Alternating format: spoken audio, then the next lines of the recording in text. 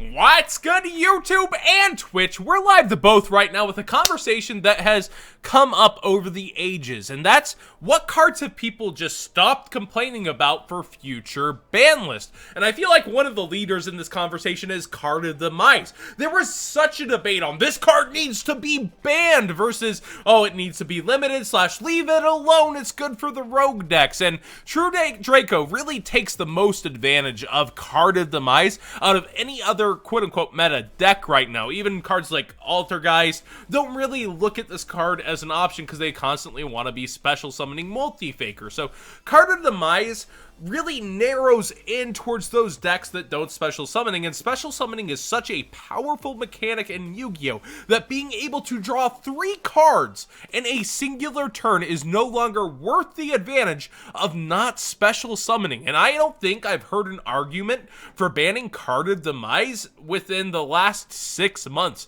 Ever since Masterpiece really went, I don't think I've heard a single, like, oh, True Draco should be hit this way, or Card of Demise needs to go. It doesn't really rear its head in the metagame, and this once highly hot topic, debated card, has fled to the side of any conversation of being hit. So this entire list is gonna be like this. This is 15 different cards that people really stopped arguing about and saying needed to be banned. Spiral Double Helix kind of naturally has gone to the wayside. After all the different hits to Spirals, people stopped looking at tier 0 Spiral saying, oh, Helix needs to go, it was way too powerful. Once Quick Fix and Drones, the machine dupable targets, got hit, this deck suffered a lot of consistency issues, along with the field spell.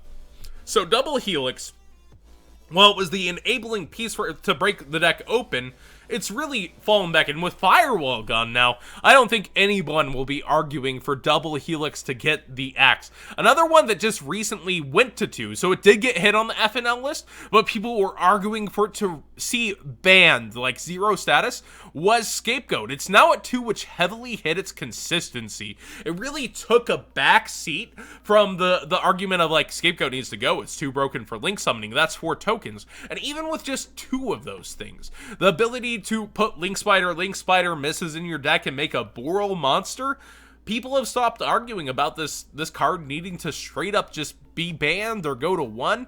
They've really found kind of peace with the place that it's fallen at, I feel like.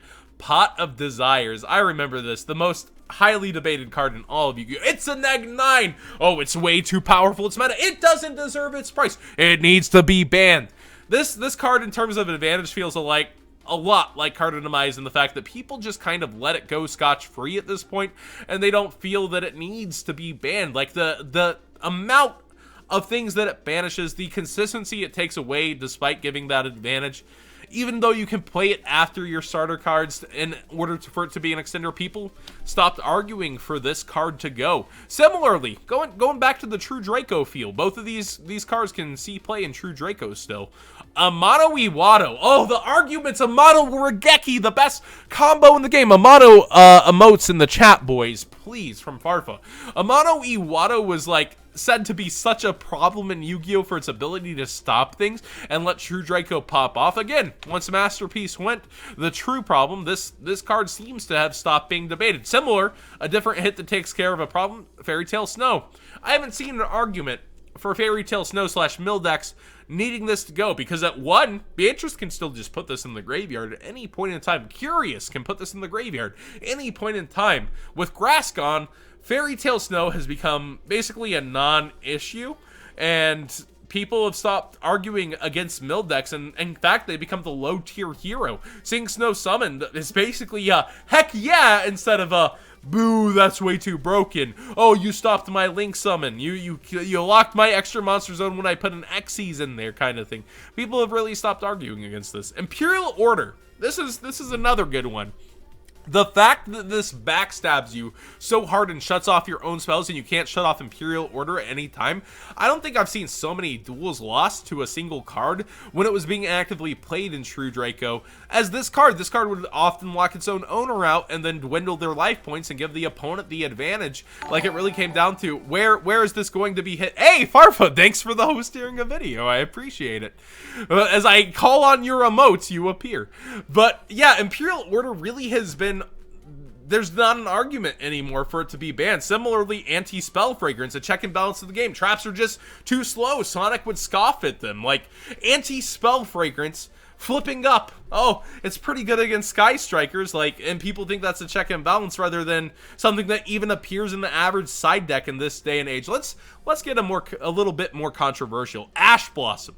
I don't think I've heard an argument for this to be limited or banned or even semied in a very long time. As Called by the Grave came out and the game got way more insane, this became a natural check and balance to where this is needed for the insanity of cards such as Isolde, Summon Sorceress. The insanity that Monsters Power Crept 2 made Ash Blossom as a hand trap a necessity, a want. As a competitive player, I need 3 of these in my deck, and people stopped arguing about it and saying, yeah, I'd like to play Ash Blossom, and man, I hope I don't get called by the grave. How about ABC? This is an interesting one. In the last 2 years, people called for Buster to get hit, for the deck to get hit, and it naturally power crept off without getting hit until the Firewall Loops made this a casualty on its own. It became a budget option for players to enjoy. Yet ABC, once argued as a terror of the meta, needs to be hit, became a, I want my A back. Where's my A Assault Core? I want it back. Like, people realistically went from wanting this deck banned to appreciating it as a low tier hero to it getting hit way past its prime to wanting the villainized Firewall to be banned and this to come back. Kind of a weird roundabout. By that note, it was only a year ago. Link format began to form. Dimensional Barrier was begged to be hit. Remember that? Link's kind of power crept Dimensional Barrier completely because Links aren't in this. This doesn't shut off the extra deck. And somehow, imagine activating a ritual card and getting hit with this. That feels bad, man. But Dimensional Barrier was argued to be hit for its power in Zoo format, and people stopped arguing for this completely as Links came and power crept Dimensional Barrier itself. It's a very balanced side deck. When I'm going first against something like Thunder Dragons, I can call Fusion. When I'm going first against a strategy that heavily depends on a certain extra deck mechanic that's not Links, I can use this. People stopped arguing for this. Similarly, and this might be the most controversial one, evenly matched. People really hated this being activated on them when it was $60, but I feel like after the Megaton reprint and the absurdity of the formats we've reached, people stopped asking for evenly matched to be hit. People went and looked at this card and said, with how insane the boards are being built, FTKs, break my board, I've got negates. This became a balance that forced the negates and allowed you in main phase 2 to pop off on a board and build your own board that they had to break. So evenly matched in a weird roundabout way became an answer that sacrifices your battle phase and became balanced by the absurdity of monsters. How crazy is that? That we entered a world where people stopped asking for a card that could banish an entire field for that feeling, right? Enter battle phase. There's nothing. End of battle phase. Oh, crap. You know that feeling as well as I do from just maybe even like half a year back, to where people stopped asking for this to get hit, where people stopped asking for this to get slammed. And yeah, Mind Crush could hit this too. That's a pretty fair point. And finally, this might be a little bit older, but Totally Awesome / the Paleozoics. This went from a deck that like actually beat Fusion Sub-Zoo in its own format. This took down Fusion Substitute deck, the Zoo deck, argued to be the most powerful deck ever in its own format, and people just stopped asking for Toad to get hit, Swap Frog to get hit, Paleozoics to get hit, and it became a kind of rogue favorite where now Trap Trick is a almost $30 card. It's actually just insane. This deck can still top years later, but again, similar to ABC, it's a rogue tier hero. It is a hero of the format and times, kind of like Dante 2, where years ago, people were asking for this to get slammed on a ban list. Now they want to play it. Now it's an option rather than the option, and people want to preserve it and cheer it when it tops. Thanks for watching, everybody. What do you guys think? Are any of these cards that you've seen on this list things that you think should end up there? Like Salomon Strike is one I actually kind of left out of this conversation. People wanted Salomon hit at one point. It needs to go to 2. It needs to go to 1. The consistency needs to be hit. Well, back row kind of died until it got sided in spiral format, then died again. Trickstar Light Stage just too strong, hitting the back rows, locking them down, and popping them. Like, that deck being around really hit them. Like, I feel like there's so many cards here that realistically just, it's crazy that people stopped asking about them. What were you going to say? About the A argument, it wasn't that people wanted A hit, they wanted Buster hit. So when they hit A, people got mad. It's like, no, we wanted Buster, not A. I don't think anybody was arguing Buster at that point, though. They were mad the deck got hit, period, because it had been power crept to a point where only 1 to 2 peaked into top cut. Like, they were mad that, like, the problem got skipped rather than the card. I think that was more so it. Like, Buster at that point wasn't as much of a, it's not like Masterpiece, right, where people are crying and begging for it. It's like, the deck was fine where it was. Whenever it got somewhere, people were pretty happy. At least I think so. That's my world view on it. But again, thanks for watching, everybody. What do you guys think? What are some cards that people stop begging to get hit? Let me know in the comment section down below.